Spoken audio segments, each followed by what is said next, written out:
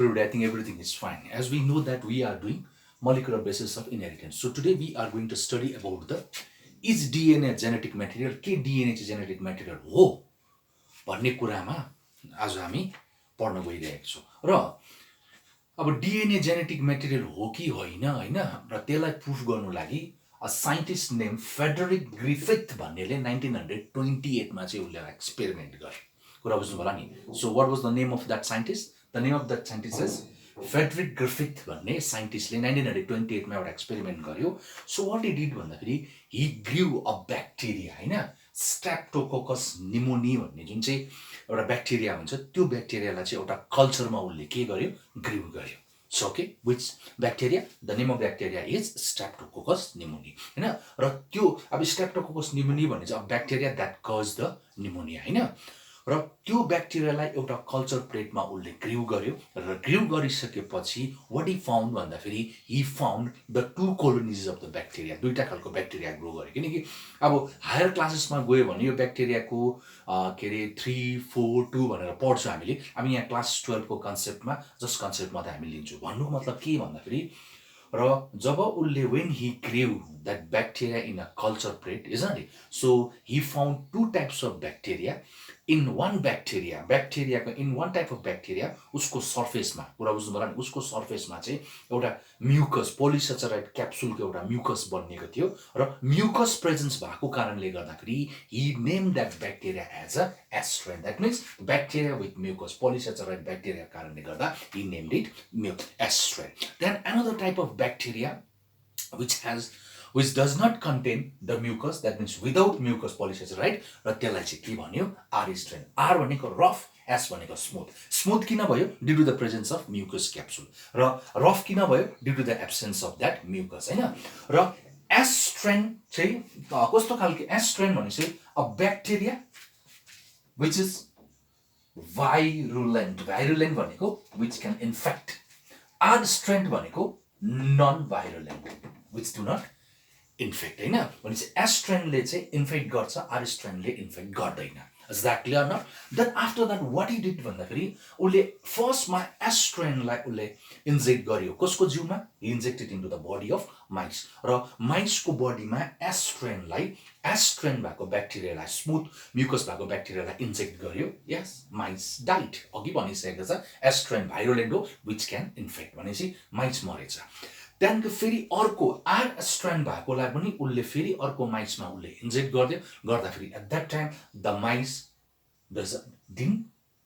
die भने मरेन माइस मरेन होइन भनेपछि आर स्ट्रेन इन्जेक्ट गर्दाखेरि माइस मरेन त्यहाँदेखि फेरि in the third experiment what he did भन्दाखेरि उसले एस स्ट्रेनलाई उसले हिट गर्यो भन्नु मतलब he killed the mucus S स्ट्रेनको जुन चाहिँ म्युकसलाई उसले डिस्ट्रोय गरिकन उसले के गर्यो इन्जेक्ट गर्यो माइसको बडीमा माइस अगेन अलाइभ हेर्नुहोस् है अघि विदाउट हिट गरेकोमा के अरे एस स्ट्रेन इन्जेक्ट गर्दाखेरि मरेन तर हिट गरेको इन्जेक्ट गर्दाखेरि माइस मर्दैछ किनकि एस स्ट्रेन जब रिमुभ हुन्छ it is due to the presence of that mucus that means mice is dying होइन माइस के कारणले मर्दैछ त्यो म्युकसको कारणले गर्दाखेरि होइन द्याट मिन्स एस स्ट्रेन भएको भाइरोलेन्ट हुन्छ नि त जब went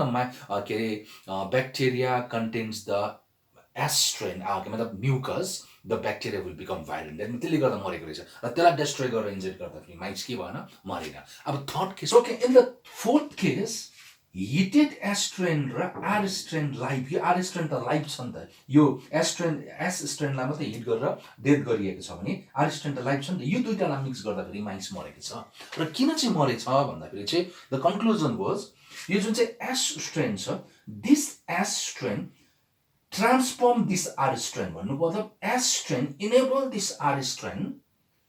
to synthesise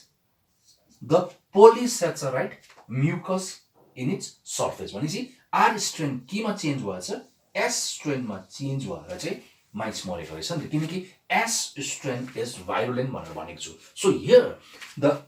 R strand transform into S strand भनेको how R strand transform into S strand यहाँनिर चाहिँ कसरी चाहिँ R strand चाहिँ S strand मा ट्रान्सफर्म भयो भन्दाखेरि R strand को बाहिरपट्टि चाहिँ के बनियो म्युकस बन्यो नि त र म्युकस बनिएको कारणले गर्दाखेरि चाहिँ S strand भयो तर यो R strand लाई R strand को बाहिरपट्टि म्युकस बनाउने एबल चाहिँ कसले बनायो it is done by the S strand कसले बनाएको रहेछ S strand S strand ले R strand लाई म्युकस डेभलप गरेर S strand बनाउने बनायो that means here the R strand transform into S strand but how कसको कारणले गर्दा S strand तर S strand को केले गर्दाखेरि चाहिँ हैन S strand को केले गर्दाखेरि चाहिँ R strand चाहिँ S strand मा ट्रान्सफर्म भएर चाहिँ माइस डाइट भयो हैन र त्यो प्रुफ गर्नु लागि चाहिँ other three scientist after 16 years or 17 years